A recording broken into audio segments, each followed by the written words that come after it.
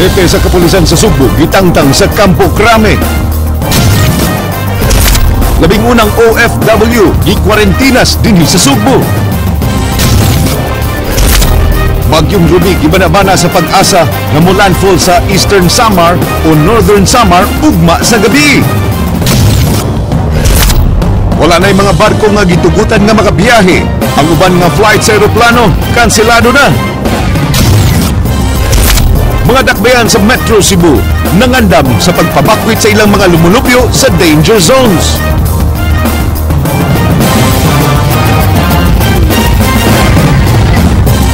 Mayong hapon Sugbo, Kabisayan, aniya na mga balita, uban ang kinatibuk ang puwersa sa News 5 Cebu karong adlawng Biyernes, petsa 5 sa buwan sa Disyembre, tuig 2014. Ako si Dennis Tanok. Amo nang ihatod ang masayong pagbalita inubanan sa mas komprehensibong impormasyon. Ako si Georgia Herrera.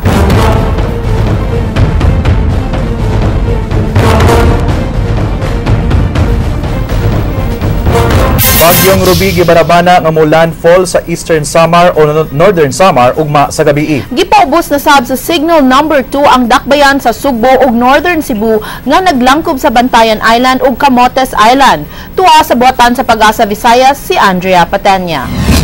Dennis, Georgia, sukad kaganihang alas 5 sa kadlawon gisaka na sa buhatan sa Pag-asa ngadto sa public storm warning signal number 2 ang Northern Cebu, Cebu City ug naglakip sab kini sa isla sa Bantayan, lakip na ang isla sa Camotes.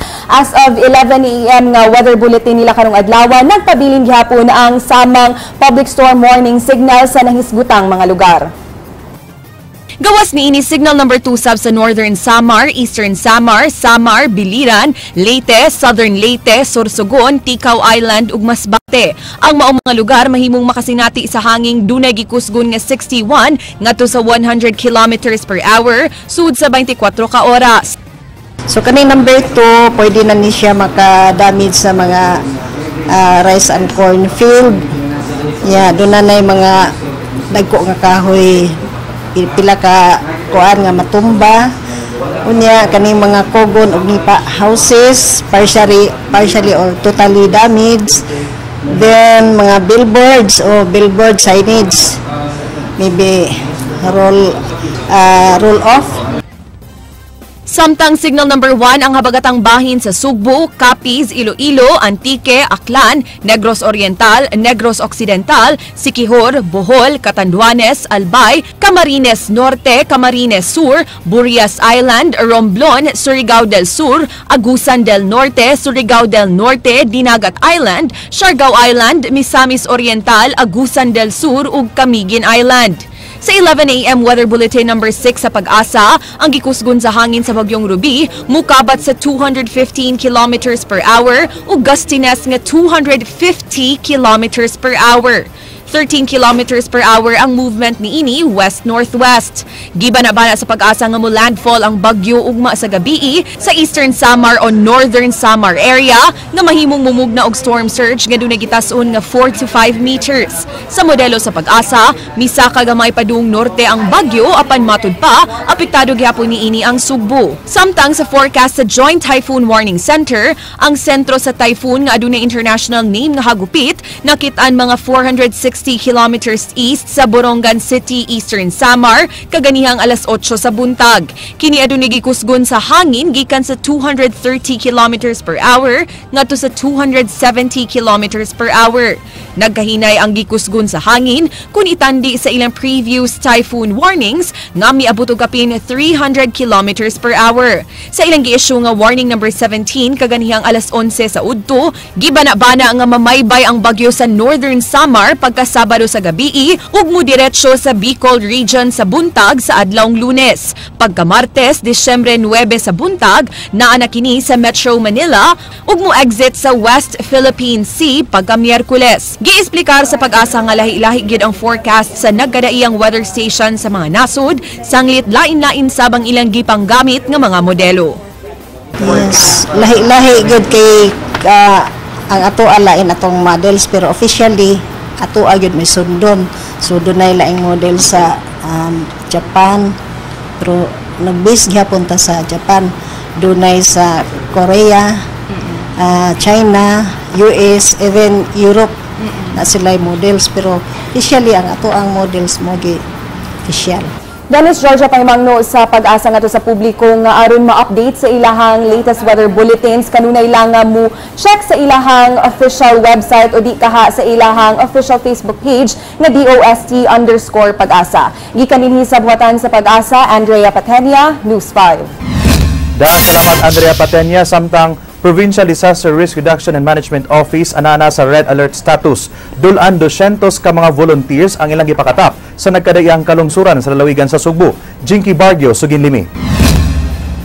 Giandam sa Provincial Disaster Risk Reduction and Management Office kining mga nagkalain-laing ekipo aron mo gamiton sa mga rescuers sigayong muhapak na ang bagyong Ruby. Dulan sa 200 ka mga volunteers sa mga buhatan ang gipakatap na karon sa nagkalain-laing lungsod labi na sa amihan ng Sugbo. Ilang tahas mo ang pagsuporta sa mga LGUs nga magkuwang unya og rescuers. Tungod ini, gipaubos na sa red alert status ang PDRRMC.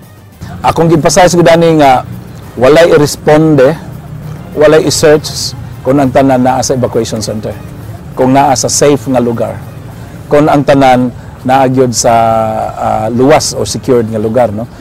Kaganiha, nagtigumsab ang mga department heads ug gisgutan ang communication contingency plan nga maoy nagunang suliran kung dunay katalagman matud sa pangu sa Federation of Volunteers through radio communication. Sila mo'y mupahibaw sa kahimtang sa matag lungsod say gayon nga mo bug down ang tanang signal sa cellphone. We will ensure, we'll make it a point, that communication will never fail. There will always be a link from that place to us here so that for easier access, likewise especially to the province, easier access and faster response ba. Subling giawhag karon sa PDRRMO ang katawhan nga muhikli na lang sa mas luwas nga lugar aron makabot ang tinguha nga zero casualty sa tibuok lalawigan. Jinky Bargio, News 5. VECO og MCWD andam na sab sa posibleng kadaot nga hatod ni Bagyong Ruby samtang 8 ka lungsod sa aminang Sugbo dunay storm surge advisory gikan sa Project NOAA. King Perez, Suginlimi. Gipasalig sa Metropolitan Cebu Water District nga mabalik dayon ang 57% sa operasyon sila mga franchise area sa Metro Cebu kung maapektahan kini sa Bagyong Ruby. Andam na sabang ilang leak repair and disaster team sa pagresponde. Duna say water trucks nga musuroy kon galing maputol ang mga tubo. Giawhag sab sa MCWD ang ilang mga konsumidor nga magpundo na daan og tubig samtang wa pa ang bagyo. Napay areas na dili ma-restore ang power supply, we are ready to deploy our gensets there. 350 ka mga linemen ug 30 ka mga feeder patrollers ang naka-standby sab sa Visayan Electric Company. Apan may pahibaw daan ang reputation manager head sa VECO nga di sila makasigurado nga mahibalik dayon sa normal ang kuryente sama sa pag-igo sa bagyong Yolanda. Nasayran nga moagi ang bagyong Ruby sa Eastern Visayas. Sa mga giagian sa bagyong Yolanda din naguba ang mga planta sa kuryente nga mao'y tig-supply sa VECO. Diin unom sila kabuan nga nagpaabot nga mahibalik sa normal ang kuryente. Context, ma'am, and forecasted direction or path of the typhoon, which also has similarities with Yolanda. How do we expect that the same period of time that we have a lack of supply or worse than that? We're hoping not. We're really hoping and praying that it will not be as devastating as Yolanda, but we're prepared. Gipahibaw sab sa VECO nga mahimo silang matawagan dayon sa ilang hotline. Kung dunay problema sa koneksyon sa kuryente, din mahimong isulti dayon sa VECO telephone operator ang account ID number, ingon man ang pole number sa labing duol nga poste. I urge public, please don't do anything, don't touch, don't attempt to fix it yourself. Okay, so we determine if it's an emergency, and if it is, we will immediately bring people there to help you. Gikumpirmar sa Office of the Civil Defense Region 7 nga gipabakwit na sa mga local chief executives ang mga namuyo sa mga danger zone sa habagatang Sugbo. Kundin gideklarar na ang storm signal sa mga dapit sa pagkakaron. Giklaro sab sa Weather Forecast and Disaster Agencies na dili magkumpiyansa ang mga Sugboanon sa umaabot nga bagyo. Bisan pa nga dili mo landfall si Bagyong Ruby diri sa Sugbo. Tungod sa kalapad sa bagyo, di malikayang masinati sa Sugbo ang epekto sa Bagyong Ruby. Dala sa kusog nga pag-ulan ni ini sama sa landslide ug baha. Giisa na sab sa Project NOAA ang Storm Surge Advisory, din naglangkob ni ini ang 8 ka mga lungsod sa amihanang Sugbo. maglalandfall sa ating lugar.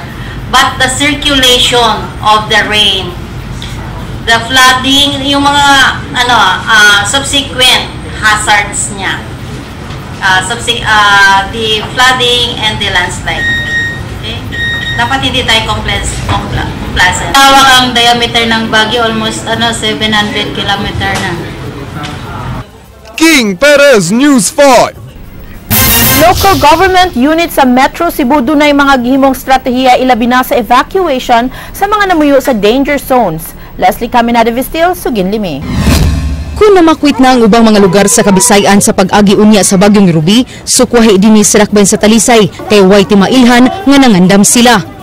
Di lang kami kuha, ma'am, kaya huwag mong biyahan mong bahay na may lang kwata na alam sa wala bang Bagyo bang kuhaan Yolanda ni hari mamit Hari sa amal na inoray may baw lang.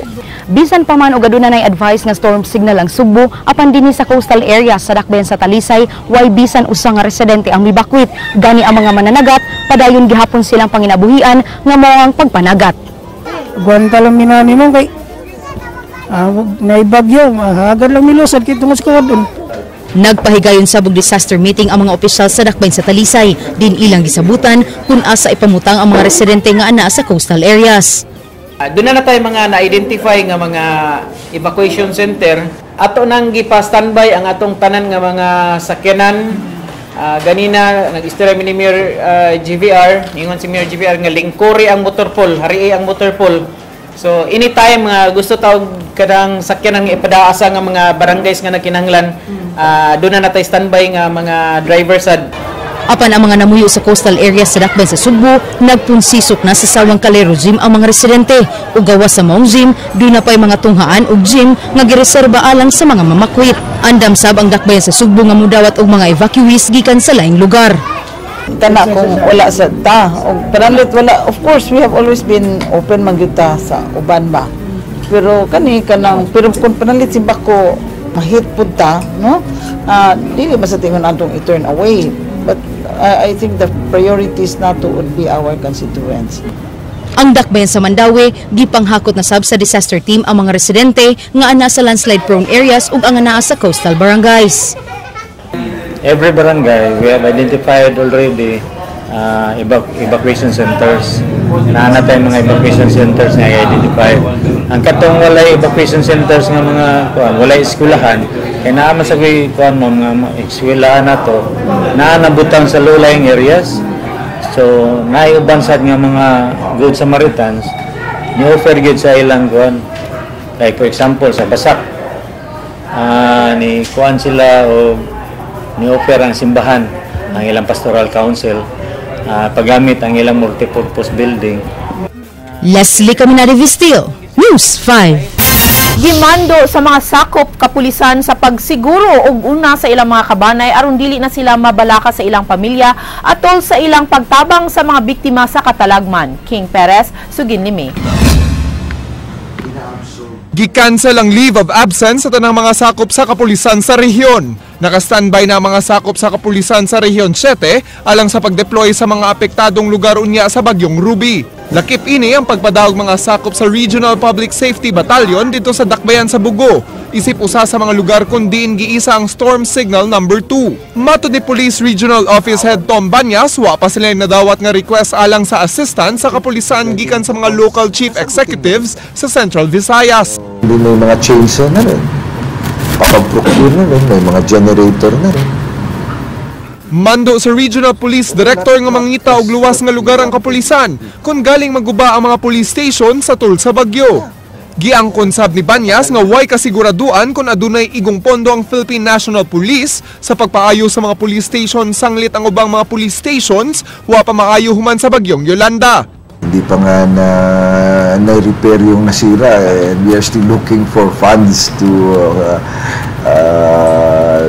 complete the repair. Actually, capital outlay kasi yun eh. So, normally, nasagaa yun. Gimando usab ni Banya sa mga pulis sa pagsiguro sa ilang pamilya ug kabanay nga mahimutang sa luwas nga lugar sa di pa ang bagyo. Kini aron epektibo ang pagresponde sa kapulisan sa mga apektadong biktima unya sa bagyo. they just have to transfer at a safer place if their stations are in danger zones. Hangyo usab ni Banyas nga dili unta mo pahimo sa mga kawatan sa mga gibiyaan nga mga panimay sa mga danger zone.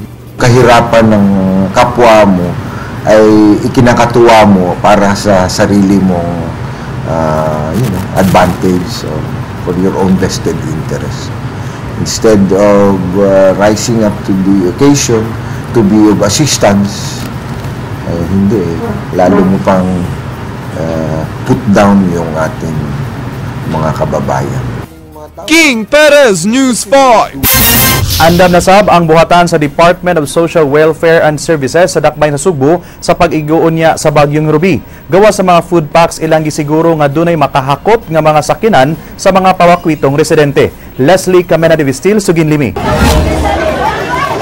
6,000 ka mga food packs ang giandam sa Department of Social Welfare and Services alang sa mga konstituente sa Dakbayn sa Sugbo nga mamakwit. Di ang matag food packs mulungtad og sud sa tulo ka adlaw. Matud sa pangusamong buhatan nga way problema sa supply kung ugaling mahurot kini kay do naman sila igong stocks.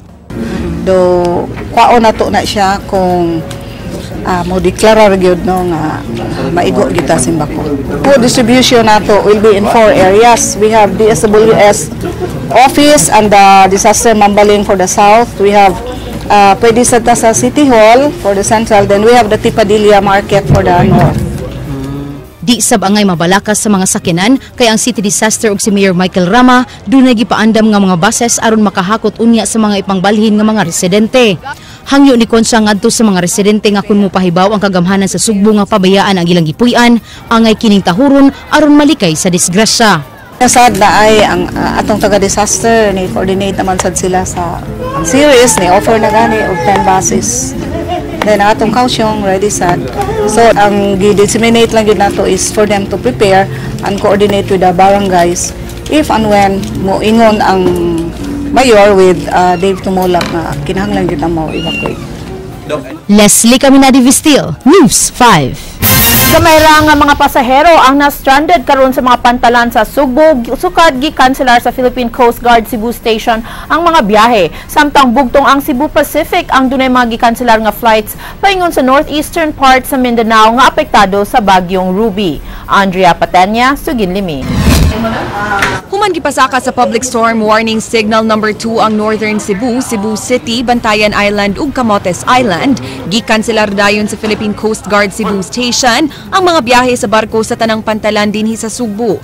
As of 6 a.m., 121 na ka mga biyahe nga kanselado paingon sa mga lugar sa Visayas ug Mindanao ang ilang nadawat. Bisan ang mga biyahe sa ferry boat, gikanselar na sab. Mato ni Commander Rodolfo Villajuan, voluntaryong misunod sa ilang lagda ang mga shipping companies ug sayo na silang miangkorahe sa ilang mga barko sa nagkalain-laing dapit sa Visayas ug Mindanao sama sa Tayud Konsolasyon ug sa dapitan aron mo take shelter. Sa mga pantalan, wa kaabot sa 20 ka mga pasahero ang na-stranded. Linaw man yan ano. Ganahan ang tapong biyahe? Oo, linaw man, di man dagbong balod, di man wala may hangin. Ngayon, saan si Ron? Di, agwad taon lang wala may mahimo. Asa man mo Ron? Di nila, paabot lang may biyahe. Ana sa mga bintana sa ticketing offices nga refundan ang mga pasaherong nakapalit na sa ilang mga tickets sa ilang central offices. Samtang nanawagan sab ang Coast Guard sa mga barangay officials nga bantayan ang ilang mga coastal areas pagsiguro nga di makalawig ang ilang mga mananagat. Ang ating kahilingan sa mga tao, lalong-lalo yung namamalakaya, yung using small boat, huwag na isa palaran yung kanilang buhay. Hindi ba, okay lang mag-test ka na isang araw na medyo magutom, kasi mamatay ka naman, di habang panahon, wala kang papakain sa pamilya mo. Samtang on standby na ang mga rubber boats, aluminum boats ug mga sakop sa Coast Guard sa ilang regional office lakip na sa mga district response teams aron mo pahigayon og rescue operations.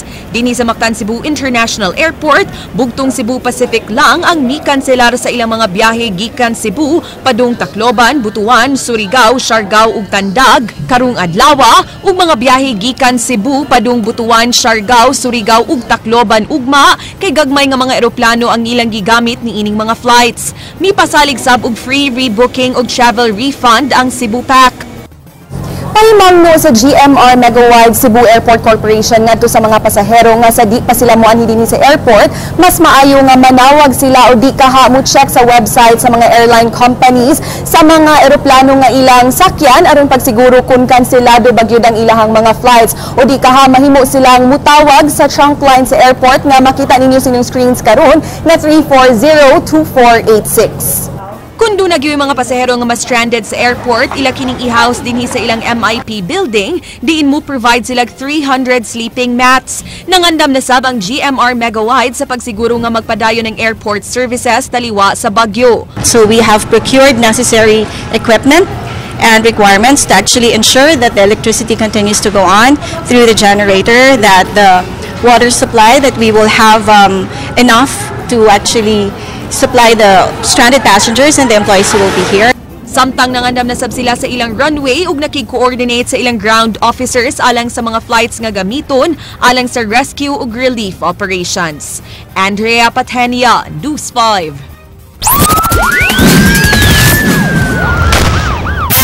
Mananagat nga namaligya sab og shabu nasikop sa bypass operation sa kapulisan sa Dakbayan sa Lapu-Lapu. Ryan Sorote, Suginlimi. Panagat ang panginabuhian ni Rinaldo Banaay sud sa dagang katuigan apan midangop kini sa pagpamaligyag ginagaling drogas sa barangay Punta Inganyo sa Dakbayan sa Lapu-Lapu aron madugangan ang kita. Nabutang sa watchlist sa Mactan Police Station si Banaay tungod sa iyang nagkakusog nga negosyo apan nagkadugay nagkamaro usab kini sa iyang operasyon. And changing sa iyang schedule po sa iyang operation sa oras. And that's why dili na mo siya na dili siya basta-basta ma-operate anong ingana. So, may pagganong bypass operation ng kapulisan batok ni Banaay human kini ang sigbatan sa lugar.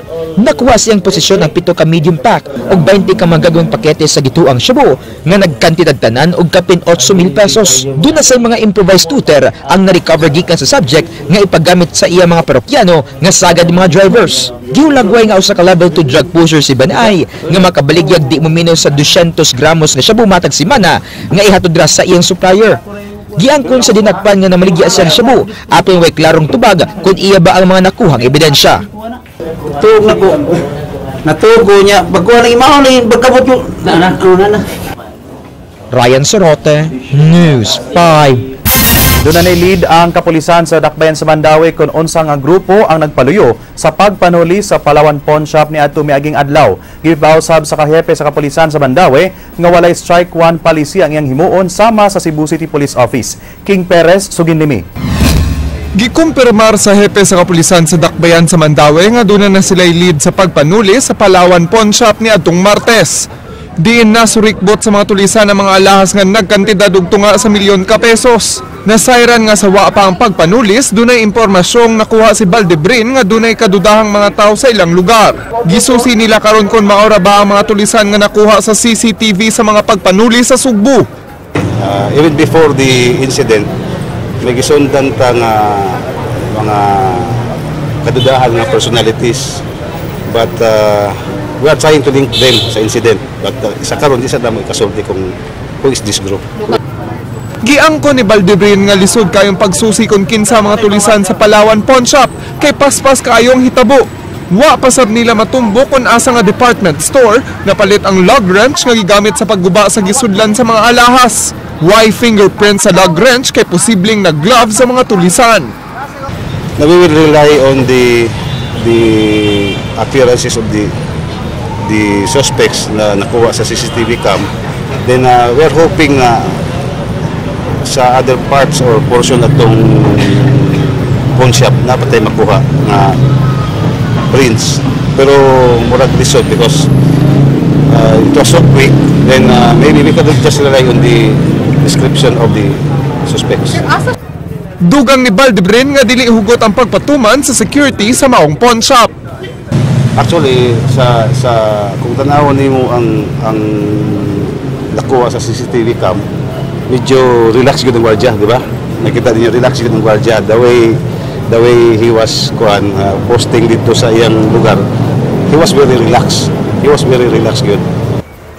Subay sa maong hitabo way ipatumang strike one policy si Valdebrin sa mga sakop sa police station sa Mandaue. Di sama sa dakbayan sa Sugbo, di nasabutan nilang Mayor Michael Rama ug Cebu City Police Director Noli Romana nga irelibo ang mga sakop sa police station kundi makapugong sa sunod-sunod nga pagpanuli sa dakbayan. King Perez, News 5.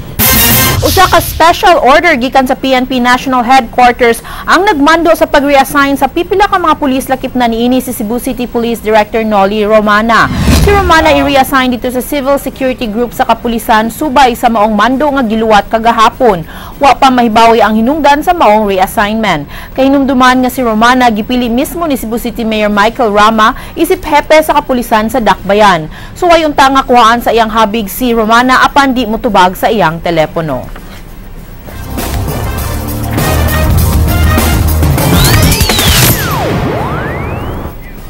Lolo nga mipalit og pana dasmagan og motorsiklo. Ryan Sorote, Sugin Limi.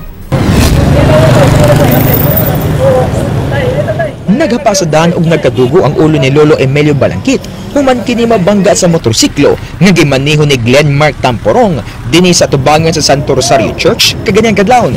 Gikan sa dakbayan sa Talisay sa Tamporong og painguntang muuli sa mga newspaper diyang kalit nga mibangga ang nagbisikleta nga si Lolo Emilio. So, maragya dito sa may mutang ito iya kay kung bot ni muno naon gikan sa Picas Lane nadyo ko sa pinakadaplin. Gayon ego sa motor ang ulo sa biktima og naparupag sa semento. Hinungdan nga kini nakuyapan apan diyang nakamatngon napugos kini sa pagbarog. Nagtuwang kapulisan nga gikan na malit og painit si Lolo Emilio kay duna pay pan nga nagpasad sa lugar. Nikarita ning bisikleta og from U-turn padong sa Picas Lane yang motor gusto kong dagan mo pinaabtan sa nangabot sa tunga sa kuwan tabanan sa Santo Rosario Jugit. Tagtaod pa nga naubo sa daan ang biktima o napamiabot ang mga rescuers. Gidala ang biktima sa temporaryong CCMC. Ryan Sorote, News 5.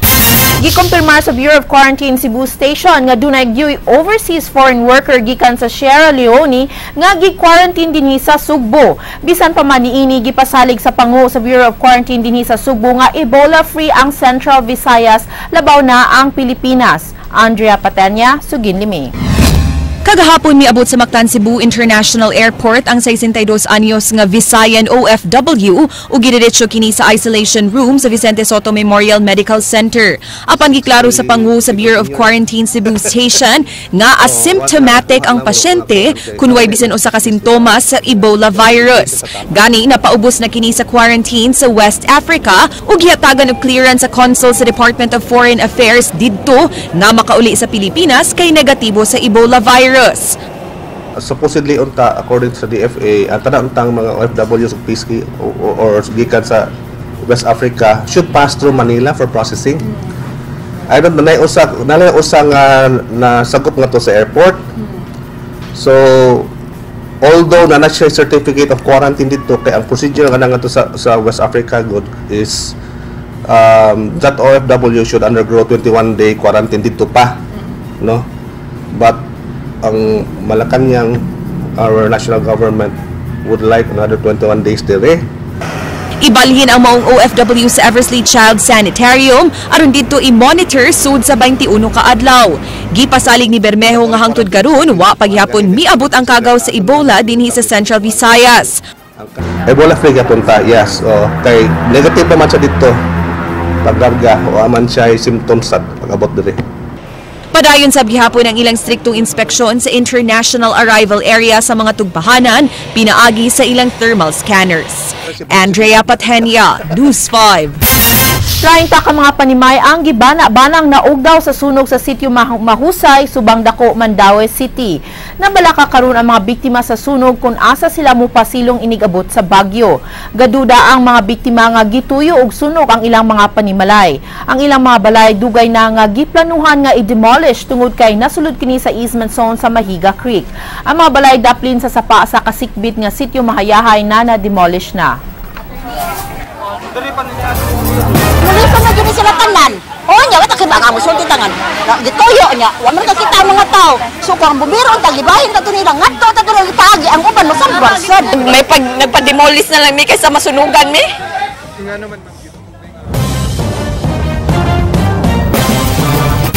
Georgia, mga kapatid, 20 kaadlaw na lang, Pasko na gyud. Og subay ni Ana Dennis, gihimo ang tinuig nga Christmas Fair sa Sacred Heart School Jesuits de Ateneo de Cebu. Pinaagi sa paglingaw-lingaw sa mga estudyante ingon man sa pagkat-on sa pagduma sa managlahing booths, iapod-apod ang bikita sa maong Christmas Fair sa mga piniling beneficiaries sama sa orphanage, home for the aged ug mga kabus nga komunidad. Sa miaging tuig, gigahin alang sa mga biktima sa Bagyong Yolanda ang proceeds sa Christmas Fair, din gibana-bana nga miabot og tunga sa milyon ka pesos. So that whatever we'll be able to earn, we'll be able to use to buy many good things for our brothers and sisters in great need. Umaw kadto ang mga balita sa Aksyon Bisaya. Kini si Dennis Tanok. Daghang salamat, ako si Georgia Herrera. Bisan asa, bisan kanus kapatid. Tagilang kutob sa balita, Aksyon!